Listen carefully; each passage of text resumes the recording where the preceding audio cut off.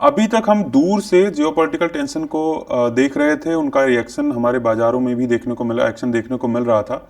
और हम खास करके इस पूरे सिचुएशन में पहले भी और इस वक्त भी डिफेंस सेक्टर फोकस में है।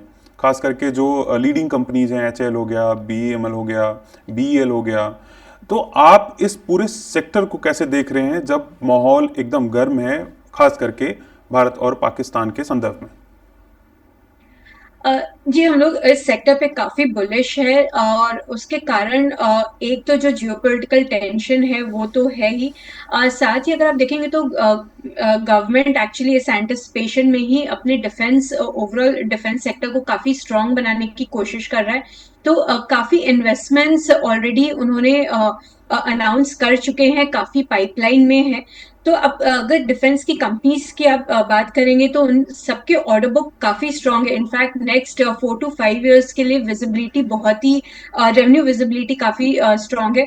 सो साथ में इंडिया को एक सेल्फ सफिशिएंट बनाने के साथ ही साथ गवर्नमेंट का फोकस ये भी कि इंडिया एक एक्सपोर्ट हब की तरह उभर के आए। तो अगर आप देख रहे हैं तो यूके वगैरह ने भी सो बेसिकली यूरोप ने भी काफी बड़ी बड़ी अनाउंसमेंट्स की है। उन्हें अपने डिफेंस को वापस से एक बार रीबिल्ड करना है, स्ट्रांग बनाना है। तो वहां पे भी काफी अपॉर्चुनिटीज उभर के आएगी और इंडिया अगर वहां पे एक्सपोर्ट कर पाता है तो ये बहुत ही बड़ी अपॉर्चुनिटी इंडियन प्लेयर्स के लिए रहेगी। तो ओवरऑल इस क्षेत्र में काफी प्लेयर्स है, बड़े छोटे। और हमें दो कंपनीज काफी पसंद है, एक है HAL और एक है BEL।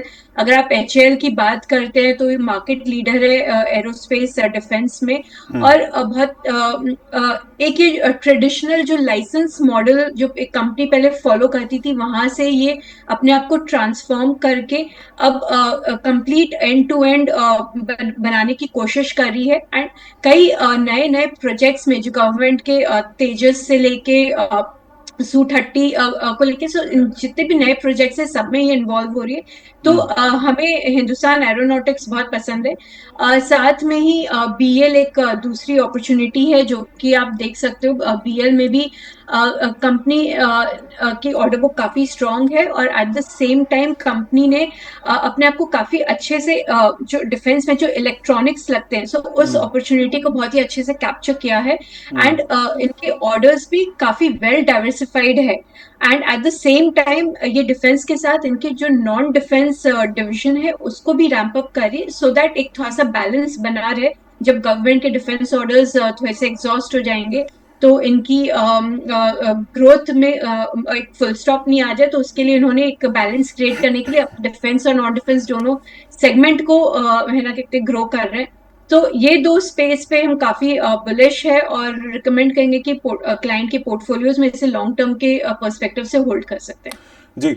अगर मैं ये जो HAL, BDL, BEML जो लीडर हैं अपने सेक्टर की, इसके अलावा जो जो इससे रिलेट डिफेंस सेक्टर से रिलेटेड स्टॉक्स हैं, जैसे आजाद इंजीनियरिंग और इस सब जो इससे छोटी छोटी कंपनियां हैं इस सेक्टर की, उन पर आपका कोई स्पेसिफिक कोई टॉपिक हो या कोई नजरिया?